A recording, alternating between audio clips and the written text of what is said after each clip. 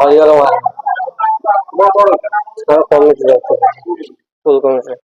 କଣ ଅସୁବିଧା ହେଇଛି? ଆଜ୍ଞା କାମ ଠିକ ସେ ହେଇପାରିନି, କାମ ଆସିଥିଲା ତ କିଛି ବି କିଛି ଠିକ ସେ କଲେନି କି ଆମକୁ ଜଣେଇଲେନି କିଛି କାମ ସ୍କୁଲ ଜଣେଇନାହାନ୍ତି? ନା। ସ୍କୁଲ କମିଟି ନ ଜଣେଇ କେମିତି କାମ କରୁଛନ୍ତି? ସିଏ ତାଙ୍କର ଆମର ୱାର୍ଡ ମେମ୍ବର ଏସବୁ ମିଶିକି କରିଛନ୍ତି, କାହିଁ କମିଟି ଜଣେ କିଛି କହିଲେନି। କଣ ହେଇଛି ଆଜି ସମସ୍ତେ ଏକାଠି ହେଇଛନ୍ତି, କଣ ଅସୁବିଧା ହେଇଛି? ଆମର ଅସୁବିଧା ହେଇଛି କାଙ୍କଡବାଳ ପଞ୍ଚାୟତର ଆମ ଗିରିଆଣାଳି ଗ୍ରାମର ସ୍କୁଲର ଆଉ ଘର ଯୋଉ ଆମର ହେଇଛି ସେ ଘରର ଆମର ଅସୁବିଧା ହେଇଛି। କଣ ଆମର ବଖରା ଦ୍ୱାର ଯୋଉ ଛାତ ପଡିଛି ସେ ଛାତ ଆମର ଭୁଷୁଡି ଯାଇଛି। ଆଉ ଆମେ ଯେତିକି କମିଟି ଅଛୁ କି ଆମ ସଂଘ ଅଛନ୍ତି କି ଆମ ଦେଶ ଅଛନ୍ତି ଆମକୁ ବି ସେତିକି ବି ଜଣେଇ ନାହାନ୍ତି କି ଆଉ ଭଲ ମନ୍ଦ ଟିକେ ଆମେ ଆସିକିରି ଟିକେ ବୁଝିଲେ ସେଥିରେ ଆମକୁ ବି ପ୍ରତିବାଧାବ ବି ଆମକୁ ବି ଦଉଛନ୍ତି। ସେଇ ପ୍ରତିବାଧାବ ନେଇପାରୁ ଆମେ ଆଉ ଆସିକିରି ବି ଆମେ ଆଉ ଦେଖିପାରିଲୁନି ଭଲ ମନ୍ଦ ତାର ରିସିଭ ବି ଆମେ ନେଇପାରିଲୁନି କି ପାଣି ଫାଣି କଣ ଭଲ ମନ୍ଦ ଦଉଛନ୍ତି କି ଆଜି ଛାତଟା କଣ ଭଲ ହେଇଛି କାମ ଧନ୍ଦା କେମିତି କରୁଛନ୍ତି ସେଟାରେ ବି ଆମେ ମା ମାନେ କେହି ବି ଆମେ ଆଉ ଦେଖିପାରିଲୁନି। ଆଉ ସେଇ ପ୍ରତିବାଦରେ ଆମକୁ ଯୋଉ ଭାଷା ମାନେ ଯୋଉ କହିଛନ୍ତି ସେମାନେ ସେଇଥିରୁ ଆମେ ନେଇକିନି ଅସୁବିଧାରେ ରହିଲାକୁ ଆମର ଏଇ ଅସୁବିଧାଟା ହେଇଯାଇଛି ଛାତ। ଆଉ ଶ୍ରୀକାନ୍ତ ଦେବ ଆଜି ଆଜ୍ଞା ଆମ ସ୍କୁଲକୁ ଲକ୍ଷାଧିକ ଟଙ୍କାର କାମ ଆସିଥିଲା। ତ ଏଥିରେ 3ଟି ଶ୍ରେଣୀ ଗୃହ ରହିଛି, ତା ସହିତ ଲାଟ୍ରିନ୍ ବାଥରୁମ ରହିଛି।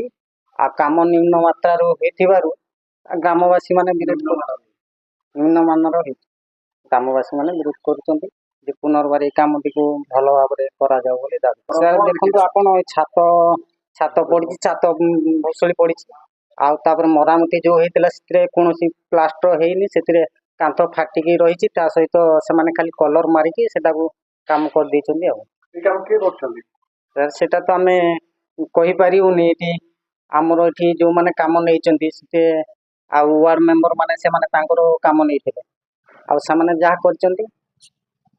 ବର୍ଷା ପ୍ରଧାନ କଣ ହେଇଛି ଅସୁବିଧା? ଏ ସ୍କୁଲ ଘର ବିଷୟରେ ଛୁଆ ମାନେ ଏମିତି ଯଦି ପାଠ ପଢିବେ ଛାତ ପଡିଯିବ ଉପରେ ଯୋଉ ଛାତ କରିଛନ୍ତି ନା ଖାଲି ଭୁଷୁଳି ଯାଇଛି। ପୁରା ନିମ୍ନମାନର କାମ। ହଁ ତାଙ୍କ ଇଚ୍ଛାରେ ଯାହା କାମ କରୁଛନ୍ତି, ଆଉ ଲୋକଙ୍କୁ ଜଣେଇ ନାହାନ୍ତି କି କିଛି ନାହିଁ। ତାପରେ ଆମେ ଆସିଲୁ ଯେତେବେଳେ ଘର କରିବାକୁ ଉପରେ ବସିଲେ ଆସିଲୁ ଦାବି କଲୁ ଯେ କହିଲେ ଆମ ଇଚ୍ଛାରେ ଯାହା କରିପାରିବୁ। କିଏ କହିଲେ? ଯିଏ କଣ୍ଟ୍ରାକ୍ଟ ନେଇଛନ୍ତି ସେମାନେ।